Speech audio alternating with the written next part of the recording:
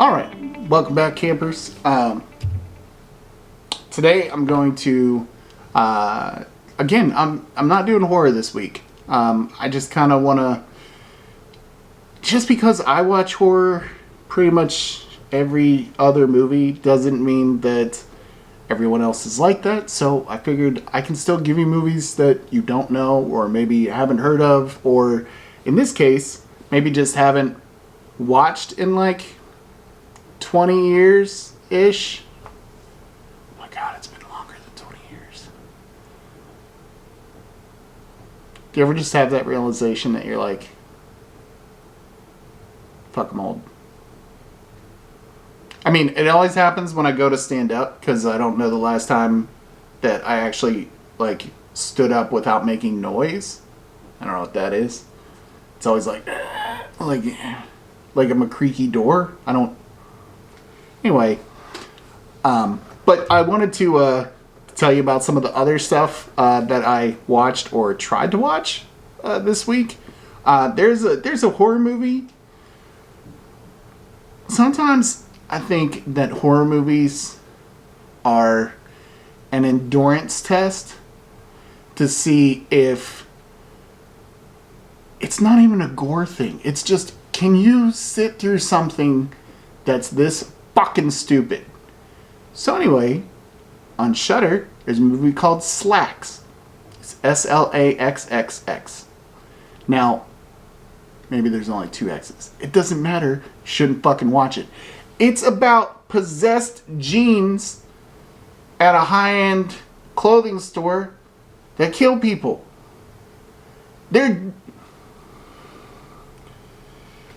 So here's my problem with this. Okay, here's, you know what? Some of you that watch this may not actually know me in real life, which is fascinating in its own right. So you might not know that I wrote a novel. I wrote a novel called Woz. W-O-Z. It's my horror version of The Wizard of Oz. That's not a movie. I wrote a screenplay that's a horror version of Winnie the Pooh, because basically I like to ruin people's childhoods. I wrote a romance that's called Letters. And by I, for the record, I wrote the novel. For screenplays, I have a writing partner. His name is Jeremy Cox. For the record, my name always goes first. Feel free to do that math. It doesn't go first because I'm better. It goes first because of our names. Anyway, so Jeremy and I write these screenplays together. We wrote a horror version of Winnie the Pooh. That's not a movie. Wrote a romance. It's called Letters. It's a phenomenal story that apparently neither one of us can read the screenplay for and not cry like we just got stabbed. For the record, been stabbed. Know what that feels like. You cry. So, those are not movies. The one I wrote about, it's called Tuition Assistance, a guy who puts himself through college being a hitman.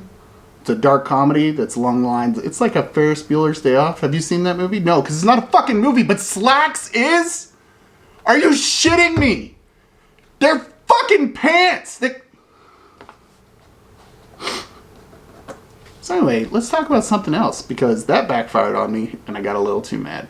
And now I'm going to just bring it down a notch. And we're going to talk about The Wood. Okay, The Wood is amazing. I don't think that let me explain how I respond to comedies. I like a lot of comedies, but I rarely laugh if I'm by myself.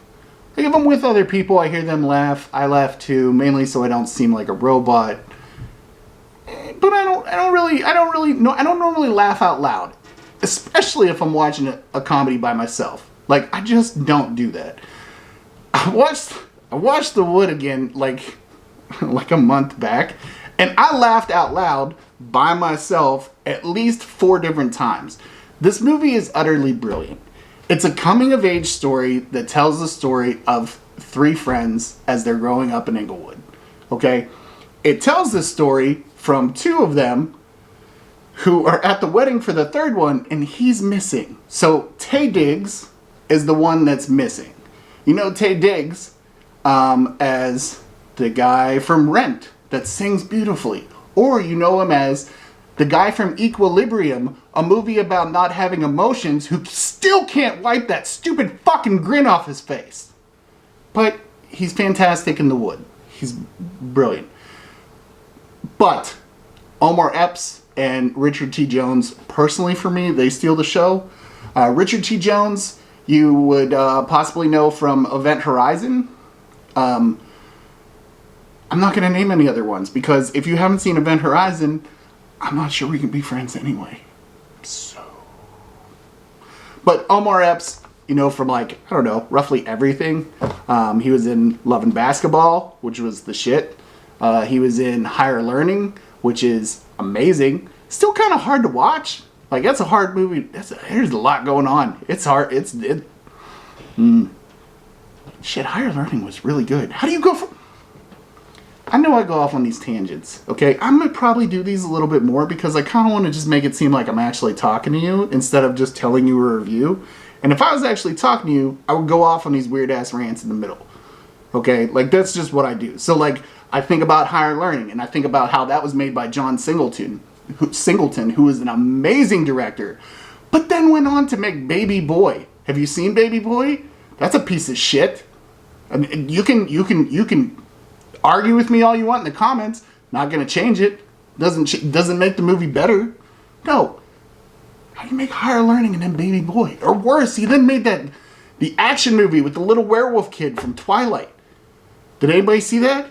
No. I can't even tell you the title. I'm a living IMDb. I can't tell you what that fucking movie's called.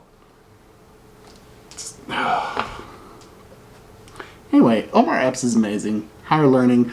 But most importantly, for me, in my world, he's Eric Foreman, Dr. Eric Foreman from House. Because House, one of the greatest shows ever made. And so, that's where Omar Epps will always be for me. Even though he was the shit in Love and Basketball too. Like, I mean...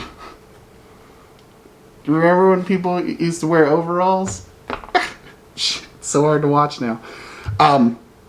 But these guys are telling the story of how they got to meet each other and how they grew up, and it's this coming of age story where you get to see like the steps they became to who they became as men, and it's a beautiful story, but it's also absolutely fucking hilarious. It is phenomenal, and the girl that Omar Epps is in love with.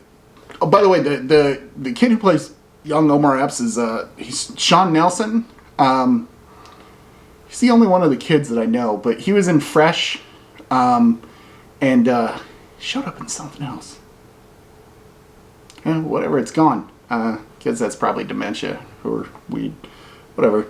But this was a phenomenal movie, and the girl that Omar Epps falls in love with when she's older, she's Sanaa Lathan, and so that should be enough to watch the movie right there because she's just ridiculously hot. No, I never understood how the hell she got cast as Blade's mom. It's a weird step. But this was directed by, I wrote this one down because I'm going to mess it up. Rick Famuyiwa?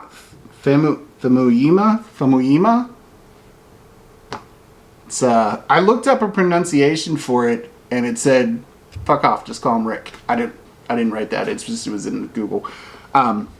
He's actually gone on to direct, he directed the movie Dope on Netflix, directed a few episodes of The Mandalorian. So he's actually moved on to have a fantastic career, as did, honestly, most of the people that were in this movie. This movie is fantastic. I can't say that enough. I don't know if I'd say it's my top 10 of all time, but I can guarantee you it's in the top 25 of all time. And if you consider how many movies are just on Netflix, top 25 is pretty goddamn good. So you should watch this. This is a great movie that may have been missed by some of my audience, but shouldn't be. You should absolutely watch this because it's so much fun, and it has parts that are I'm trying not to laugh now, just picturing them. So just can you just watch it? Can you? And if you've already seen it, feel free to comment and tell the other people that they should be watching this shit too, because the movie's amazing. And that's about it. I didn't have a whole lot to tell you guys this week. I mean, I just kind of, I enjoy making these. I watch so many movies, like, in a given week. Like, I watched this Hitman Agent Yoon, on, and it was the strangest movie, one of the stranger movies I've seen, like, let's be fair, like in 3 weeks. But it was really strange. It was like part cartoon. Oh, side note. In no world in my head will anime, Pixar, Disney, anything like that be anything other than a cartoon. So if I say cartoon, it could be anime, it could be phenomenal CGI, it's still cartoon. I don't have whatever that is that divides that. I don't care. It's a cartoon. But anyway, so half of this was like cartoon, the other half was like violent action movies. Fantastic. You should watch that too. Super entertaining. But he's just, I want to say that Andrew's doing the bell or he's doing the thumbs up, but I legit think he actually just fell asleep, which is impressive. I don't know if you guys can hear it, but he has a cat, and that son of a bitch is always locked up during this, and he does not like it. He's super pissed off right now. But anyway, I digress. Y'all should watch The Wood immediately, because it's amazing. And if you don't, honestly, you're just cheating yourself. So, please watch The Wood. And I hope you enjoy it. And if you don't, feel free to message me. Or if you do love it, feel free to make a comment. I post these things on Facebook. Comment. Tell me stuff. Tell me what you want me to watch. Tell me what you liked that I've reviewed. And this is just a side note, but for all the people that don't watch horror, you could still watch the videos that I make that are for horror movies, because not all of them are what you're expecting. Like Behind the Mask, it's a horror movie, but it's not scary. It's thoroughly interesting. It's very entertaining. So feel free to branch out. Watch the other ones. I don't get better. This is it right here. But anyway, feel free to like the video. What's the other ones? Subscribe, and there's a bell somewhere. So it's magical. So just find that and click it and see what it does. I literally don't know where the bell is. Anyway, y'all have a great week. I'll see you later. Oh, by the way, just real side note before I dip out of here. I actually think very soon I'm going to have my first guest stars on the show, and I may start continuing to do that. What I'm going to do is anyone that I've asked to be a guest star, what they have to do is they have to give me their top 5 favorite movies of all time. Once they give me that top 5, then I will give them either something that's similar to those 5 or a left field movie starring one of their favorite actors from those movies. And basically I plan to make them watch movies that they would have never watched to begin with and see how that turns out. You might have them yelling at the screen, and they might be the reason we have the GW warning on there. But anyway, y'all have a great week. I'll talk to you later.